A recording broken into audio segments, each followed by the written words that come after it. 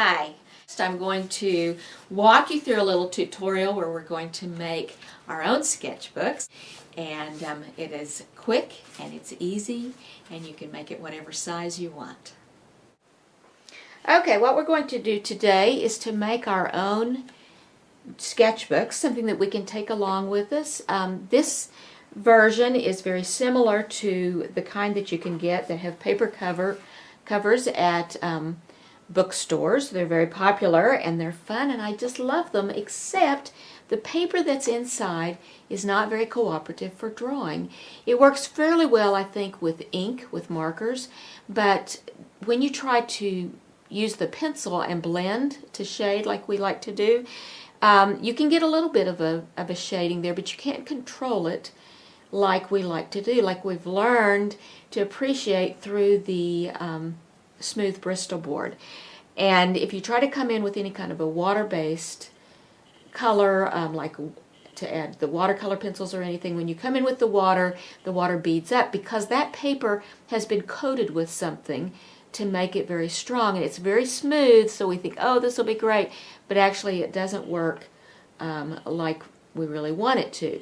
So this enables us to have a very similar type of sketchbook and enjoy and appreciate the conveniences of that, and yet have the paper that we want to have. Now here's a very small one that I did not make. This was actually made for me by a friend of mine, Lily, at she has a little shop called Two Stray Cats, and she actually does work with fabric, but she made this little sketchbook for me as a gift one day, and I just love it. This is actually 4 inches by 4 inches. So how many centimeters would that be? About 10 centimeters square. It's much smaller. Would be very handy to fit into a coat pocket or a purse, or just easily taken along with you. I have this out because I wanted to show you the way she stitched it. Each one of these are stitched with the same stitch pattern, but a little different, and what she has done differently, if you can see, is the tie to finish it off is on the inside with what she's done. Now this one is stitched the same. This is a little small, a little bigger than Lily's, but a little smaller than the other one. This is the size that we're going to do today, and I actually stitched this using ribbon. That was kind of an experiment. I like the way it looks, but wasn't terribly fond of the process of doing it, and also my book doesn't want to close, and I think the ribbon is a little thick. So you can try this if you want, but it would not be my first choice.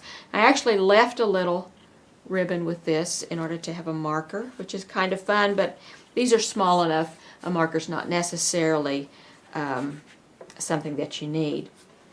Now this is a larger size.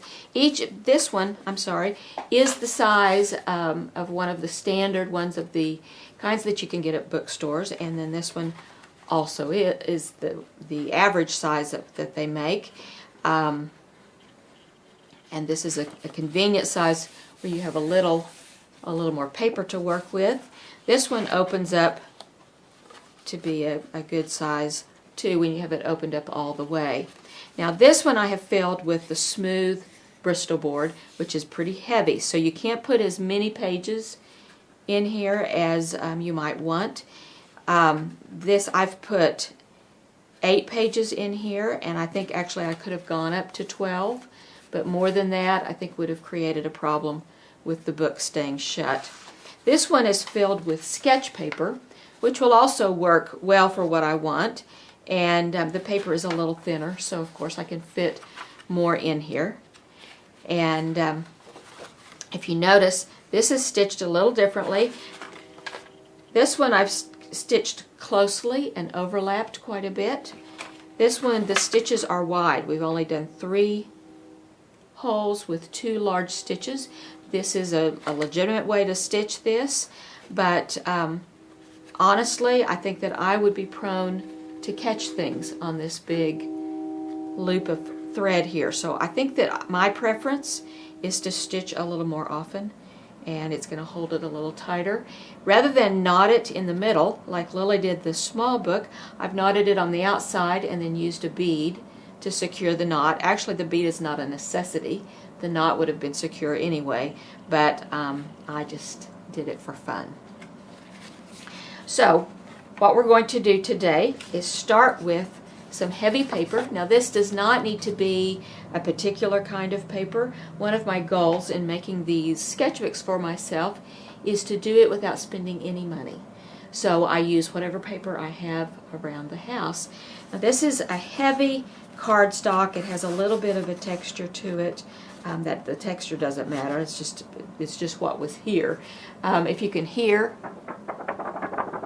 the sound, it helps you see the density of the paper. It's a pretty stout cardstock. I want it to be something heavy enough that it feels like it protects my paper. Not heavy like a board, like a real hardbound book would have, but just a heavy paper. Enough that it's going to have a little bit of, see, this gives, but yet it's strong enough that it's going to protect these papers if I'm not just real rough with it. And the smaller one protects even more, just simply because it's smaller, it gives less. Okay, so I have this for my cover, and then I've taken sketchbook pages and cut them to the size for the inside. Now, let me tell you this. Here's my disclaimer. I am not a bookmaker. I'm a pencil artist, and bookmaking is just something I do on the side for fun, and my desire to not measure more than I have to comes out in this exceedingly. So, my books are usually quite imperfect, and if you want yours to be a little more precise, there are things that you can do. When we fold all of these pages, see how those are not even? They'll be a little more even when we finish the book than they're showing right now, but they will not be crisp and pristine. See Lily's pages? They're all lined up nice and tidy. She probably has a very large paper cutter that cuts those all together. Well, I don't have one of those. One of the things that you can do is to measure each one of your pages just a hair shorter than the next, so that the inside page is the shortest, and as they move toward the, no. Yes, that's right. So that the inside page is the shortest, and as they move toward the outside, they get to the longest length. That would be one of the things that you could do that would really make this a little more crisp. If you're like me, that seems kind of beside the point. So I'm not going to do that. My pages are all cut to the same size. I don't want to spend that much time on creating my homemade sketchbook. So you're welcome to do that if you want to, and I'm all for it. Okay, what I'm going to begin with is to take this cover piece, and I'm going to fold it in half. Now you can see how this is. It's stiff enough that it's resisting this just a little bit, and yet if this was too heavy, I wouldn't be able to bend it like this. So you don't want something that heavy. Okay, I've got my edges lined up here, and I'm going to use this as a bone folder. Smooth those edges.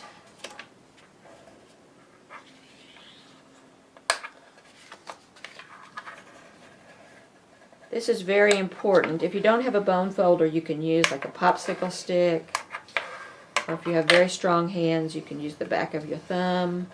That's very important because the fold will not hold well, especially when you start adding pages, unless you've really creased that.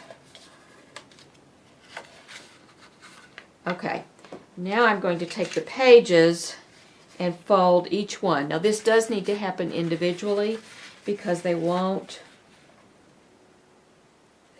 fold well, they won't hold well and close the book well if you try to do them en masse.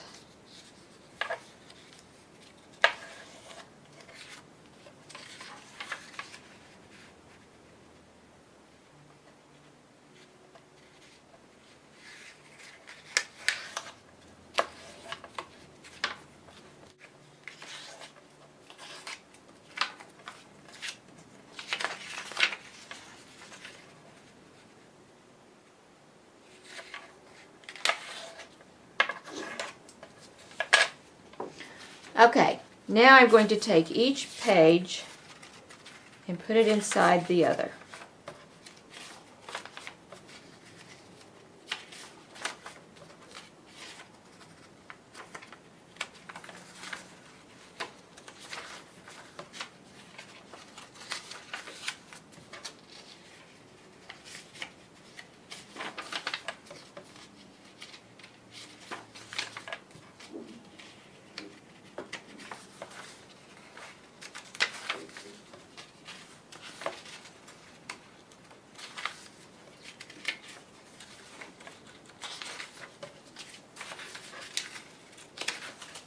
Okay, stack them up. Now see, they're a little uneven. Now let me show you what I'm going to do to help mask that. So one of the things you can do to help even this up is to trim this a little if you want to, these longest middle pieces. Even when you're done with that, it will be quite imperfect. I'm okay with that on mine. If you want to make yours more straight, I'm okay with that too. Okay, now I'm going to put these, see how this works? Fits right in there. Isn't that cute? Okay, so the first thing I need to do is take these out and take my awl and right in the middle. Now again, here's my disclaimer. I am not a bookmaker. If I were a bookmaker, I would get in here and I would measure and I would be real precise. But I'm not. I do this for fun and I don't enjoy measuring, so I'm not going to. I'm going to eyeball this and find the middle. And you can measure yours if you want. If that makes you happy, I'm happy for you to do it. Now, I'm going to make another one about a little ways from the edge.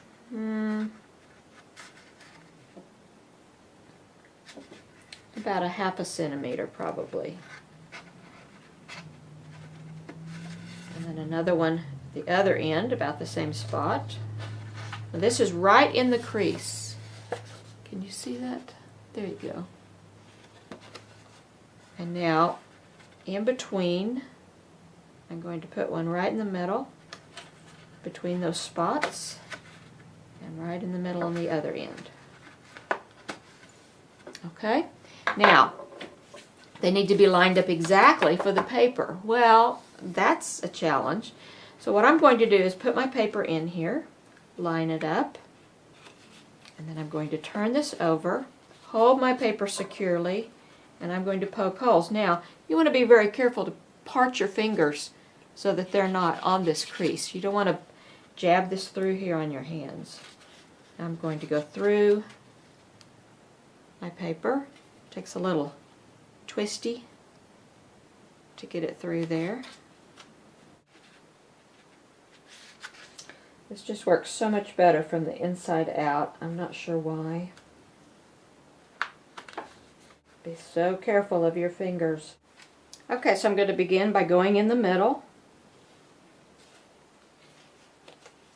I'm going to leave a tail. Now that's quite a bit more tail than I need, but that will give me a little room to work with it when I'm through. I'm going to come up to the midway point. Now you actually technically could do this just by pushing through with your needle rather than poking the holes beforehand.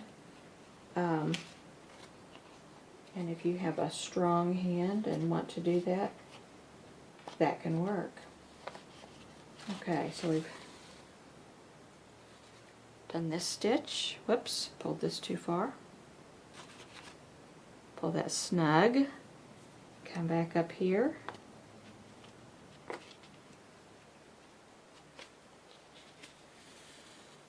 Pull that snug. Back down in this hole where we've just gone through. Going to the inside. Pull that snug.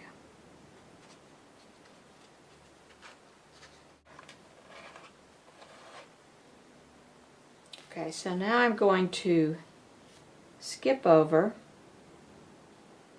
all the way over to this one. See, skipping this hole, keeping this tail that we have pulled down all the way across. And then just like we've done before, come to this hole at the end.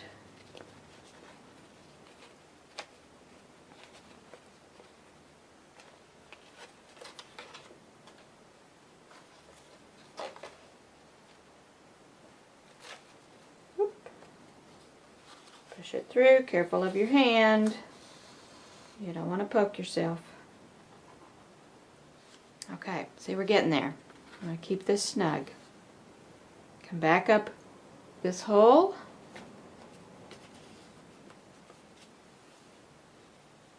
Pull it snug. And come across until we're coming back up in the middle. Now, see how the tail that we started with is on this side of this string. And so when I come up, I want to come up on the other side, on this side of the string. Okay? See the difference? So here we have our stitching. Now, you know, you could make this stitching as small, as tight as you want. It's all about preference. So now, see, I have actually quite a bit more thread than I needed, but sometimes it's easier to work with it when you have a little space there. So I'm going to cut this off, and then I'm going to tie this. See how I have this thread going across the middle? I want to tie this over, my knot over this thread, and it's going to hold that secure.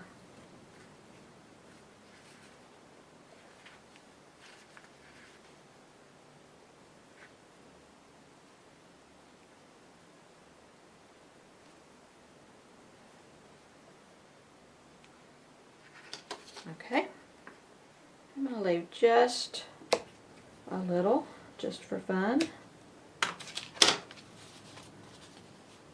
Fold it shut.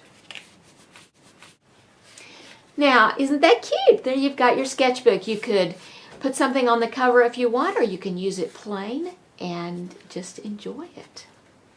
There you go. To see how it'll lay out flat for you to draw a larger surface. If you want to do the whole thing, or even if you just want to draw on one page, it's so much more comfortable when it's flat.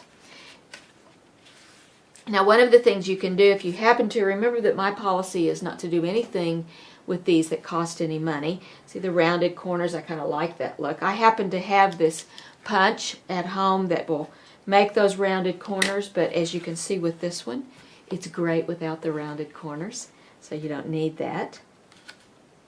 Now, see how it wants to stand out a little bit, even though we did those folds really tight. This is one thing that you can do that will help that, is to take these clamps that, again, I just happen to have, and put them on and just kind of leave it overnight. And that just kind of puts a little pressure on that fold a little bit and will help that to close a little better for you. Or just using it will help that too. I hope you enjoy your sketchbooks. I hope you'll come onto the discussion and show us pictures of yours. Let's celebrate and have fun with this together. Happy journaling.